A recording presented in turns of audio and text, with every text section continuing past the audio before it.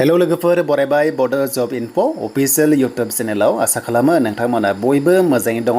दा बे समाव मोनाबिलियाव लेटेस्ट आपडेट सफैदों बेनो जाबाय राङारि अनसुंथाइ एबा रां जिनोखि नोंथांमोना मोनबाय थायो बेनो जाबाय आसामनि स्किम अरुणोदय 1.0 बेनिफ्राय 2.0 दा बिनि राङा हाबदोंना हाबाखै आं नोंथांमोननो डिटेल्सखौ लाबोदों आरो लोगोसे नोंथांमोना नेक्स्ट गोजामफोरा मोनगोन ना मोनला दायो अनगयिं एप्लाइ खालामनायाव आरो माबादि सेलेक्सन खालामदों बेनि सायाव नोंथांमोननो डिटेल्सखौ लाबोदों जाहाथे नोंथांमोना भिडिअखौ नायजोबो आरो जाय नोंथांमोना चेनेलाव गोदान साबस्क्राइब खालामना ला जाहाथे लेटेस्ट भिडिअ बड' जब इनफ' इउटुब चेनेलाव नोंथांमोना मोननो हागोन। दा गोबाव खालामा जों थांग्रोनो फार्स्टआवनो स्किमनि डिटेल्सआव बेखायनो जों थांगोन अफिसियेल वेबसाइटआव।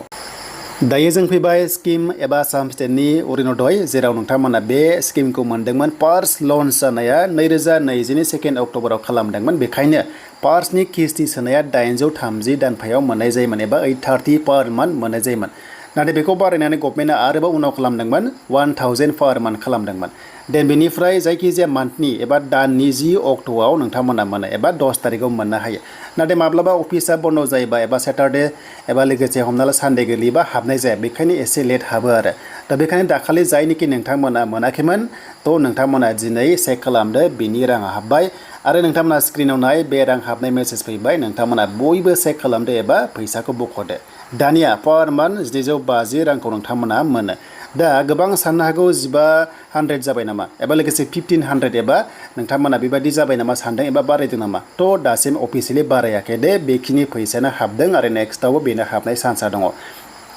दा चेक खालामदो जायना मोनबाय थायो 1.0 बेनिफ्राय 2.0 स' दायो गोदान जादों 3.0 अरुणोदय अके स' बेयाव गोदानफ्रा आरो गोजामफ्रा माब्रै सेलेक्सन खालामदों आं बेखौ नोंथांमोननो डिटेल्सखौ दायो खोन्थागोन।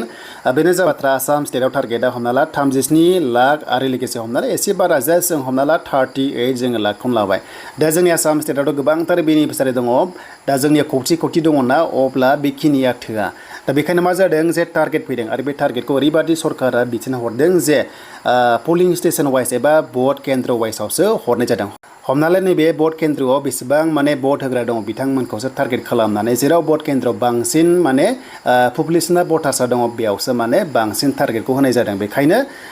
BCDC वाइजआव सिगांनि बादि होनाय जायाखै अके देग्लाय BCDC वाइजआव होनाय जायाखै आरो बे अरुणोदयखौ सेलेक्सन खालामनाय दायथ'खौ होनाय जादोंमोन BLOनोसो बेखौ होनाय जादों अके BLO जेनोखि जों मिथिगौ जेनोखि भटार्स खामानि मावो बिथांमोनखौहाय थ' बिथांमोनासो सेलेक्सन खालामदों डाइरेक्ट BCDC मेम्बार आरो BCDC सेक्रेटारिया खालामाखै एबा ब्लक अफिसनिफ्राय बेखौ खालामाखै अके जायनोखि BLOफ्रासो दायथ'खौ लानाय जादों। दा बिथांमोनासो एप्रुभ खालामनानै गावसभा खालामनानै दायो ब्लक अफिसावहाय साबमिट होगासिनो दङ आरो बेखौ दा पर्टेलाव दायो ब्लक अफिस पर्टेलाव बेखौहाय अनलाइन पर्टेलाव सोगासिनो दङ अके स' बेखौहाय खालि इउजार आइडि गोनां ब्लक अफिसनिफ्रायसो बेखौहाय आपल'ड दायो खालामगासिनो दङ आरो जायनोखि आपल'ड जाबाय बिथांमोना फैबाय थानाय समाव रांखौ मोनगोन बेनो जाबाय 750 रांखौ मोनगोन। दानिया जिनोखि मोनबाय थायो आरो गोदान दा नै 1.0 बेनिफ्राय 2.0 आव जायनोखि मोनबाय थायो बिथांमोनखौबो गोदान फर्म साबमिट खालामहोदोंमोन नैबे 3.0 आव जुदि बे 3.0 आव थालांदोंबा फर्म साबमिट खालामाखैबा थ' गोजामफ्राबो मोननाय नंला बेनो जाबाय पर्टेलाव हाबासै नालाय बेखायनो नेक्स्टआव बिथांमोनाबो मोननाय नंला।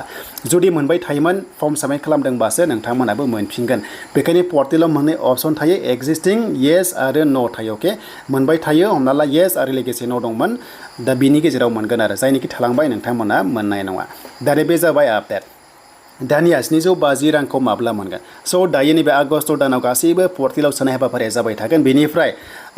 हमनो हायो जे सेप्तेम्बर आरो अक्ट'बरावसो बे राङा हाबनाय चान्सआ दङ अके जायखिजाया दाननि 10 अक्ट' दा सेप्तेम्बराव सोगोन नामा बेखौ आं दा क्लियारलि बुंनो हाथ'वा नाथाय अक्ट'बराव 100% नोंथांमोना